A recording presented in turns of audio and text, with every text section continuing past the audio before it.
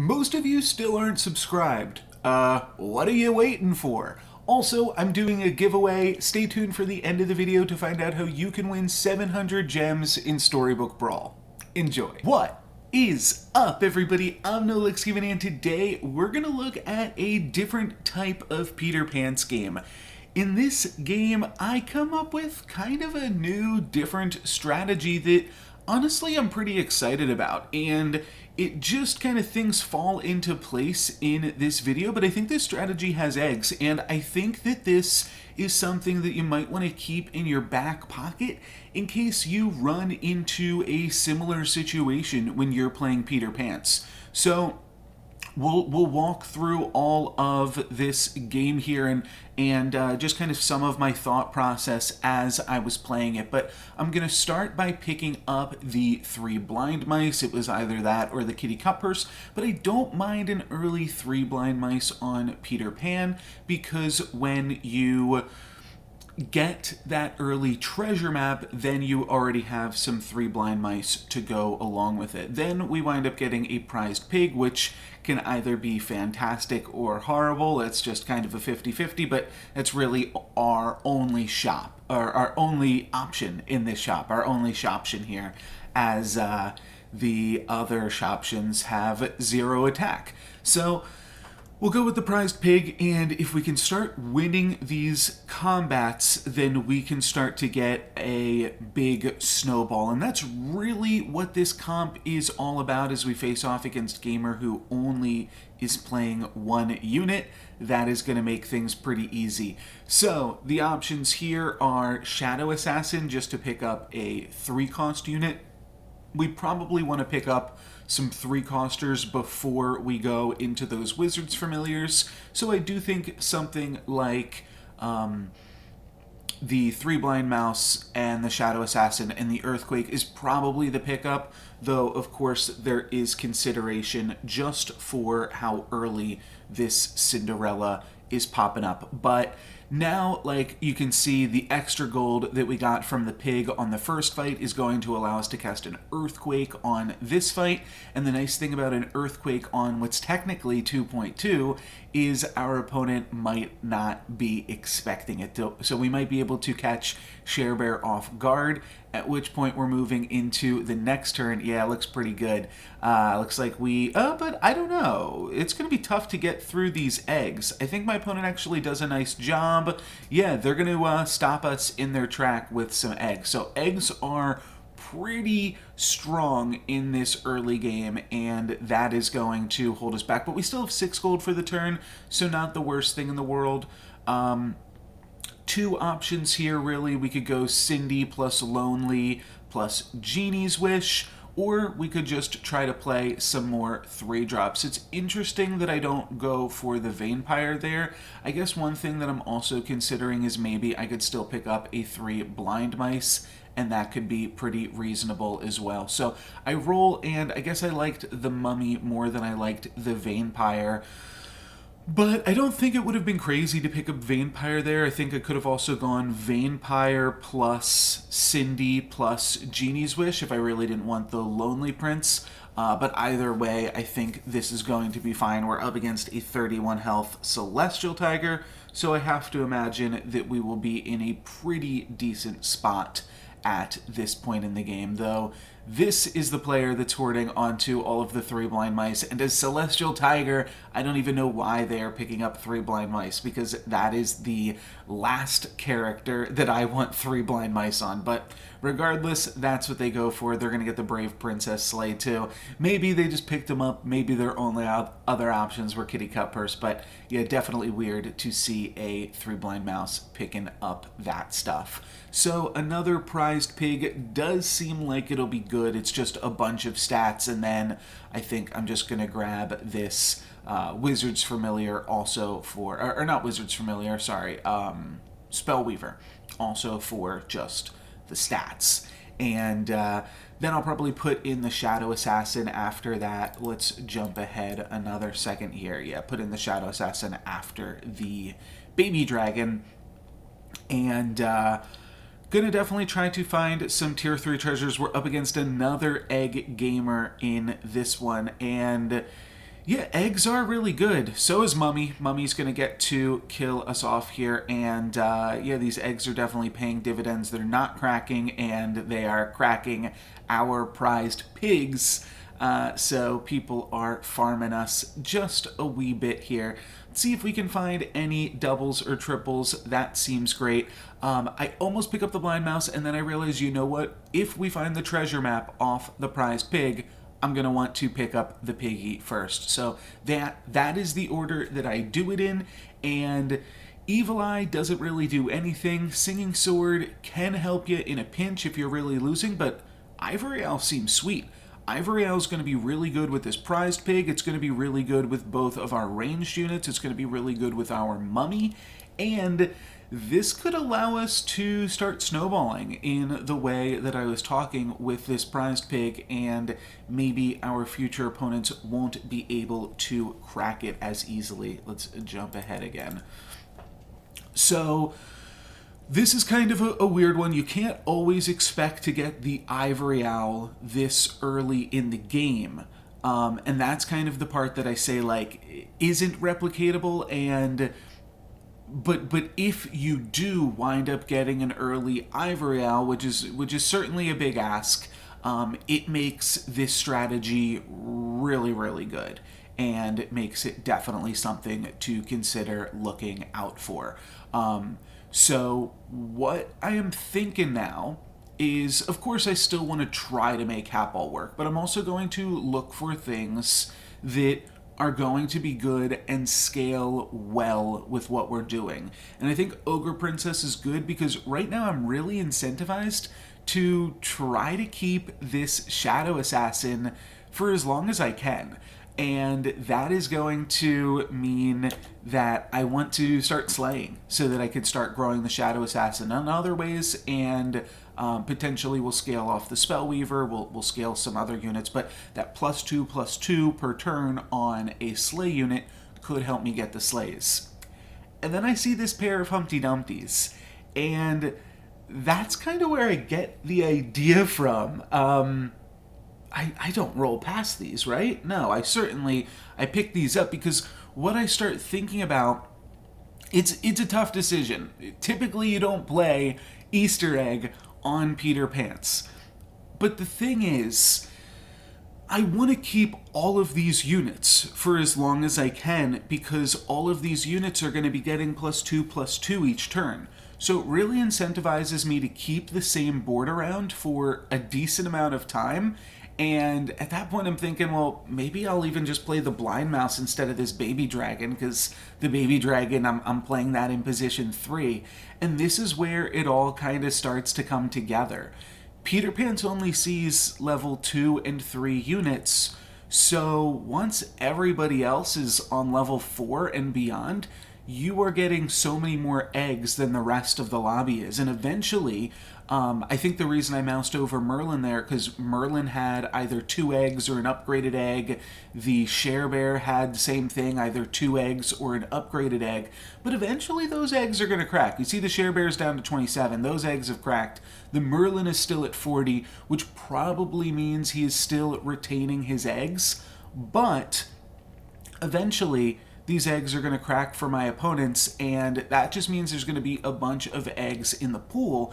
And if I'm planning on sticking with similar units throughout these combats, then it could actually be really good for me to just get a whole bunch more eggs. So what I'm thinking is, let's sell this Humpty Dumpty, and let's look for some more eggs. So I'm going to complete my Ogre Princess here. Haunted Helm is okay. I don't really think we'll play Eye of Ares, but I can also just skip and use the gold to pick up more Humpty Dumptys. And again, this isn't really a strategy that I'd ever played before. It wasn't something that I fully thought about all of the implications of, but it does seem sweet.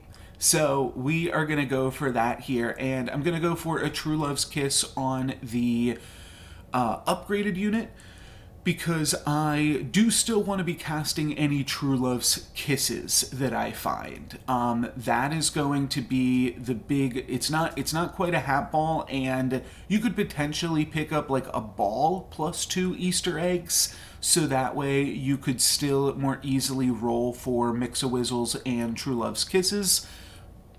But that is how we are going to scale this comp into the end game, because we want to keep the same units. So we're going to play like these 7 units for the most part for as long as we can and just get as many stats as possible on them. I mean, you can see my opponent's board. This pig is not going to crack. They're going to be lucky if they get through the Ogre Princess. It's going to be a 50-50 in a second whether they get through that. Yeah, they don't even get through the Ogre Princess. So all of my units here now getting an additional +1/+1, hitting my opponents for 13. All of this stuff is absolutely great. Wretched Mummy seems wonderful to put in. We also have a ton of gold in all of these shops. And here is where I think potentially I'll give up on the pig, put the Mix-a-Wizzle on the pig, and into Friendly Spirit is absolutely fantastic. Unfortunately, we won't really get to keep that. So the main thing that we're rolling for right now is just Humpty Dumpty, True Love's Kiss. That is all that we're looking for, because the only reason you really Mix-a-Wizzle is to hope to spike into a True Love's Kiss later on. You can see I'm rolling past all of these 3 blind mice and all of these other things that could potentially be good, and we find the True Love's Kiss, so pretty sweet. Have to sell probably the prized pig, maybe the baby dragon. I mean, the baby dragon already has a bunch of pumps on it, but the prized pig is a higher level, so kind of tough. Wind up rolling into a Baba Yaga, which is pretty funny, because that's going to allow us to double slay with this Ogre Princess. I don't really care about the Ogre Princess that much. I think it is probably the next thing to go. Well, maybe the Baba Yaga will turn into a tier 6 unit, right? But yeah, this is kind of going along swimmingly here, and definitely a weird strategy, but definitely strong. To have a unit that survives a lightning dragon is gotta be just a lot to ask for here.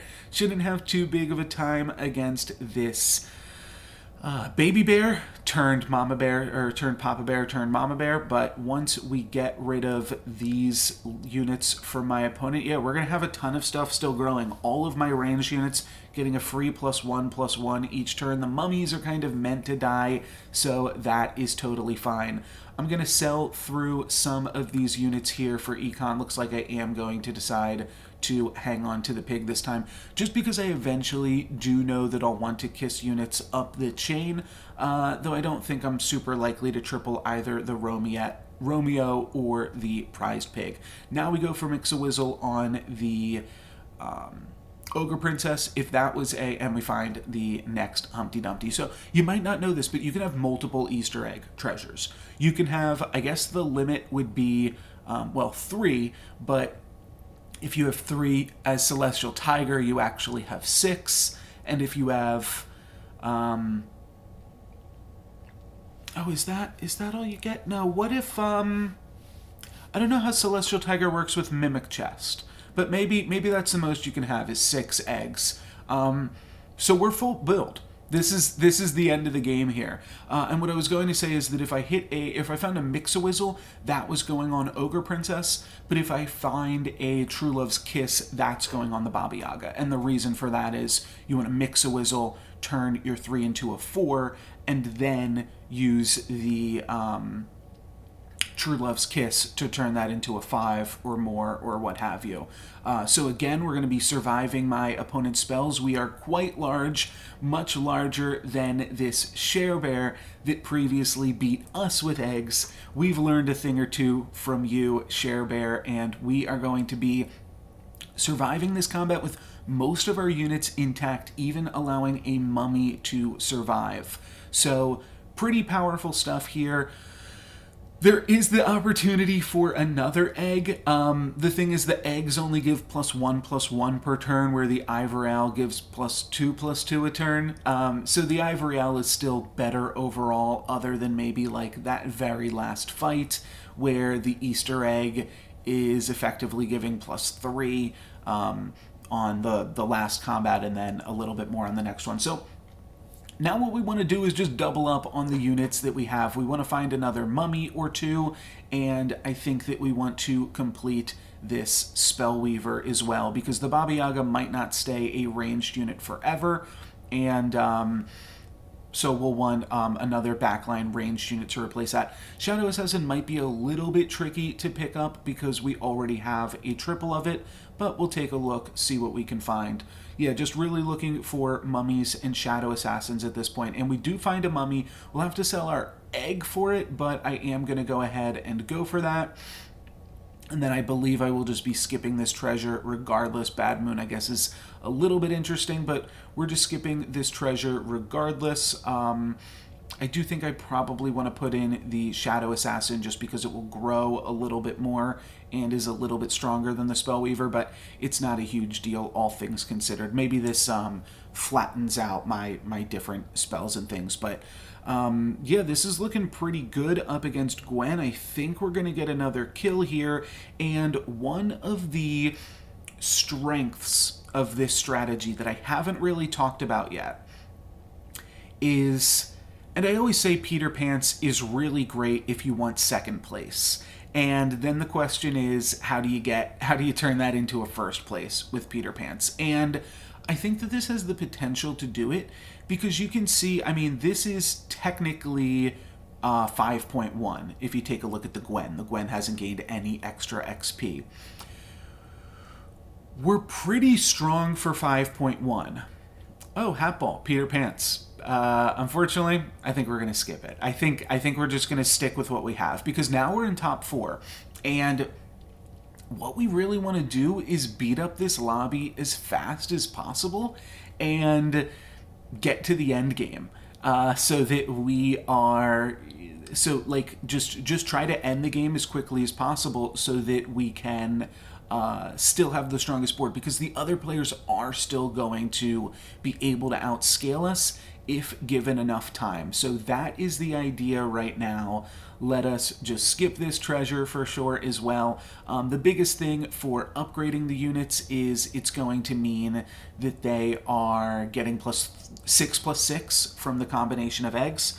I go for the Genie's Wish there. Probably should have just kept rolling for a True Love's Kiss, but I'm going to go ahead and pick up another Vampire now, and one of the interesting things is because we combined so many things this turn, we actually have space for another unit on this board, so going to be looking for that as we are up against Mithril. They get a pretty nice shot with their Spellweaver, but my mummy's just absolutely huge, able to 3-for-1 with such ease, and we're going to get another +2/+2 on these backline range units. So now the biggest things that we're looking for is just a Vampire, purely to give it +6/+6. We're still looking for True Love's Kisses and Mix-a-Wizzles. I think I'm considering the Stags just because it is a pair, and then after that we are looking for, I think that's it. I think I said everything. True Love's Kiss, Mix-a-Wizzle.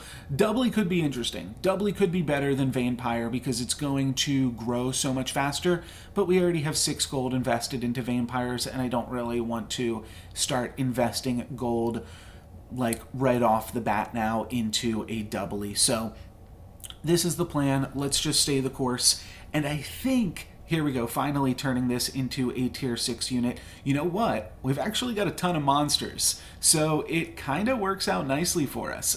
It's interesting because I want to make as much use of the Oni King as possible, which means not really getting in there with the Spellweaver. I probably should make my order Ogre Princess, then, oh, okay, I don't hate that either, Spellweaver in the backline, because my my Shadow Assassins might be big enough, but the Oni King also grows the Shadow Assassins.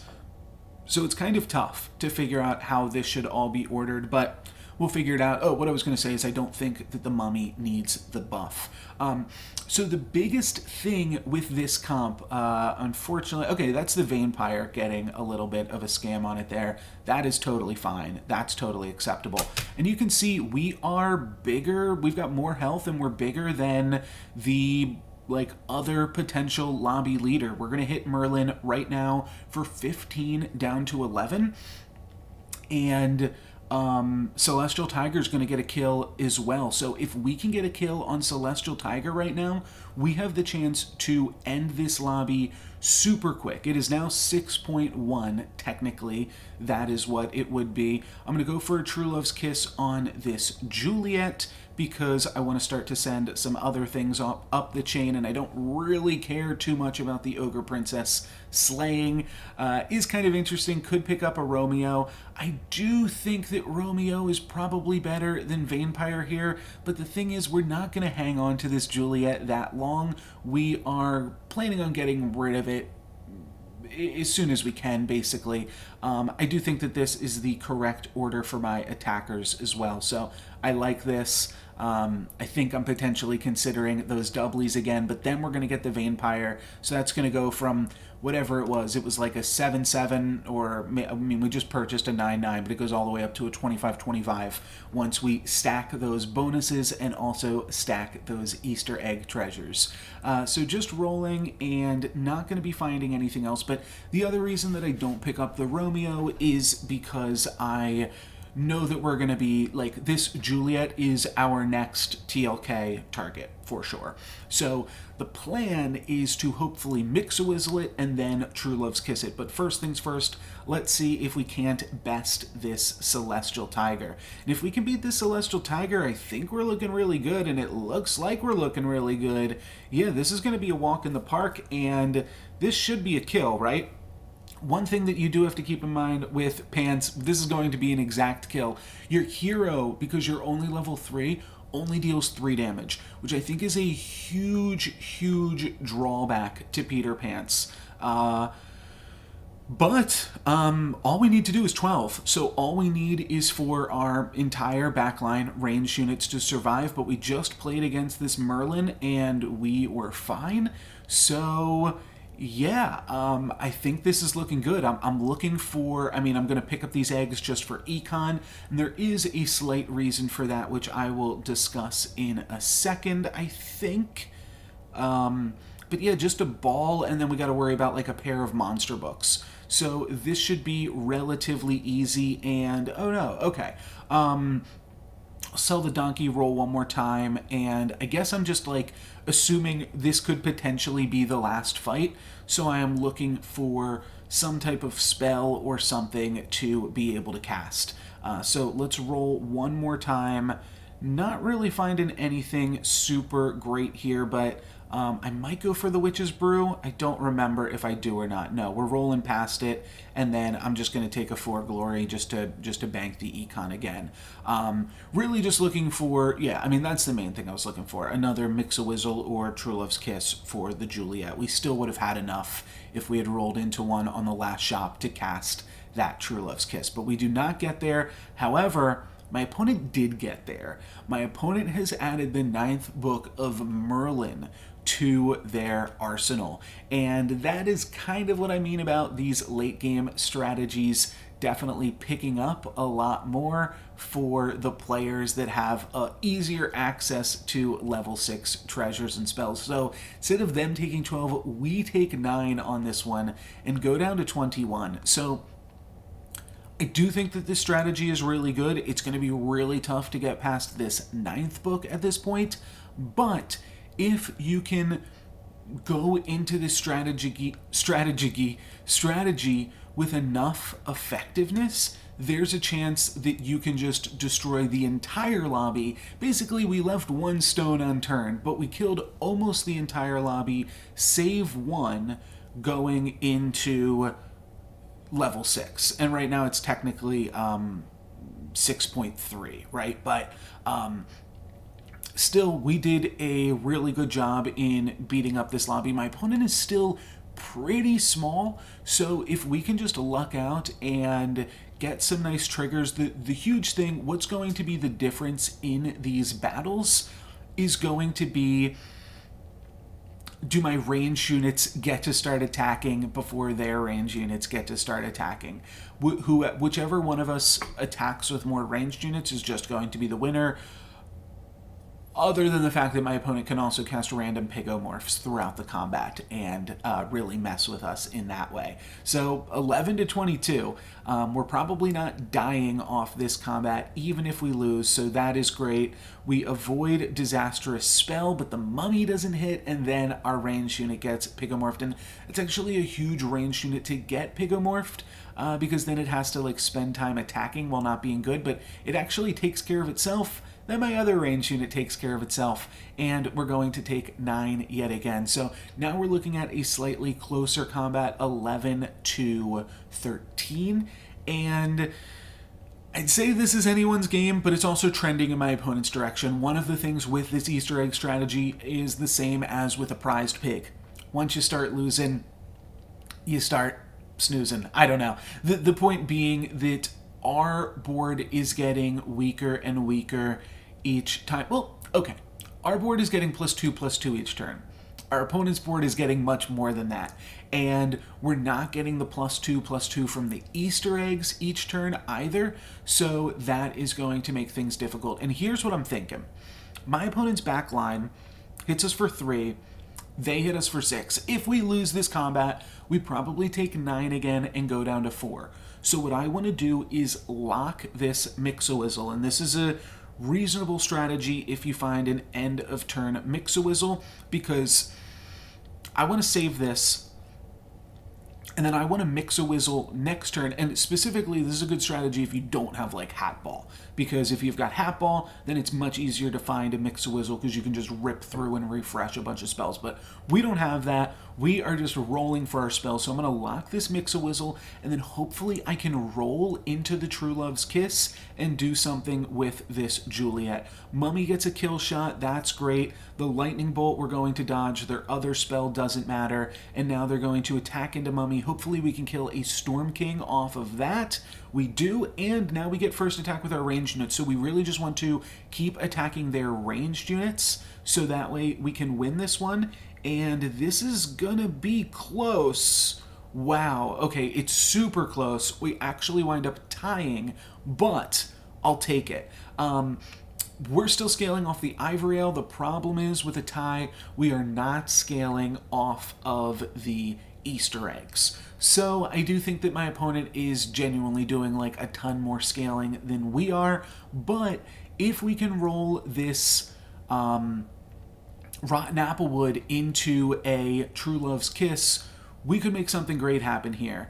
I'll roll one more time. I could sell the Vampire to True Love's Kiss this into an upgraded tier 6 unit. The Vampire doesn't actually have that much scaling on it. Like, I could just as easily replace it with like an egg or a peep or something in a later shop. But unfortunately, our Rotten Applewood is going to just be a Rotten Applewood, and that's good for this combat, but after this combat it's going to transform back into a Juliet. Let's jump ahead. Again, I do think I have the cushion to lose one more fight. A loss probably only hits us for 9, but I'd still like to win. So let's see, the fight starts off with Aeon attacking into the Applewood. That's honestly probably pretty good for my opponent because we'd like to get the Storm King with that. But we dodge some early spells, and then we actually take out their Storm King with the Mummy. And then we're able to take out the Wizard's Familiar. They're going to get first attack with ranged units, but they attack into that Vampire, which, like I said, that could just as easily be a Humpty Dumpty. And if we attack their ranged unit, no, okay, not quite. Well, we can attack their ranged unit with this hit. Nice. We'll win this combat as long as my opponent doesn't have a spell to flip this in their favor. They kind of do. They kind of do. They turn our unit into a pig, which means we only hit them for 4, and makes this feel like such an uphill battle. Well, now we have to, if we can get a win with 2 ranged units in the back line, that's a kill. So this is definitely within our grasp. My opponent is definitely getting bigger though, and of course that is really scary. But we've still got a chance. So, gonna keep rolling, looking for the same stuff. nothing too big. And again, I'm going to lock the Mix-a-Wizzle, and again, that's because I believe that I have a cushion. Next turn, we'll cast Mix-a-Wizzle, and then we'll look for that True Love's Kiss, or potentially even just another Mix-a-Wizzle, as it will be the last fight. Opponent goes for double Earthquake attacks into Vampire. That is pretty good for them. Mummy Trigger's going to go onto the Monster Book, so that's a waste. And then my Oni King gets turned into a pig. My Shadow Assassin gets Rotten Appled, so if they have a Falling Stars, this could be pretty bad, but we do still have a few ranged units. There is a Falling Stars, that's going to take us out, and we take 10 down to 3. So luckily, we are still not dead. Going to go for True Love's Kiss, or Mix-a-Wizzle rather, on the Shoulder Fairies. Now just looking for True Love's Kiss. That will get a ton of attack, but it won't get that much health. And this is the previous patch, so that Shoulder Fairy will get plus a whole bunch of attack when the combat starts. I think it's probably worth it to Mix-a-Wizzle the Fairy here, and we roll into Bear Stain. Not exactly what we want to see. I'll pick up the Golden Chicken just to look at some pretty animations before skipping this treasure. I could have potentially taken the Secret Stash if it was like a turn or two ago, but 6 health is not a break point at this point. So going to buy and sell a Golden Chicken, see if we can come up with anything more, and we do come up with a True Love's Kiss at the very last second, and that's going to turn into a Doom Breath. Hold on a second. That Doom Breath could be awesome. We have to get first attack. We really want to attack their Monster Book, and then the Doom Breath is looking at like a 4-for-1. Imagine if we attack into the Monster Book. I'm trying to will it into existence right now. Attack into the Monster Book, attack into the Monster Book. Okay, they moved the Monster Book, attack into the Wizard's Familiar, attack into the Wizard's Familiar, and we get there. That takes out both of their Spellweavers in the back line, but their Storm Kings are still large, and they still have a bunch of attacks. So where's our Mummy Trigger going to go? That's going to go onto a Stormweaver. We get one of our backline units Piggoed, so we need them to attack into this pig, and then we need our Spellweaver to do a ton of work. It's going to soak up the Croc, which contains another Storm King, and that's just going to mean my opponent has too much stats. But that was still really exciting, and hopefully you guys had fun watching me try out this new egg pan strategy with Peter Pants. It was a lot of fun to play, and there were certainly some sweet moments, and like I said, I think that this strategy has eggs, and I think that it can definitely actually potentially work if you find yourself picking up some of these puzzle pieces. The core aspect of this strategy is that Peter Pan is really good in the early game, and Peter Pans can also find a bunch of Humpty Dumptys in the early game as well. You might have to wait for some of your other opponents in the lobby to give them up, but imagine if Merlin didn't have quite as a fantastic of a start to this game. They could have just had a little bit less health for us and allowed us to take them out. But that is going to be it for me for this one. Thank you guys very much for watching. I'm NoLucksGiven.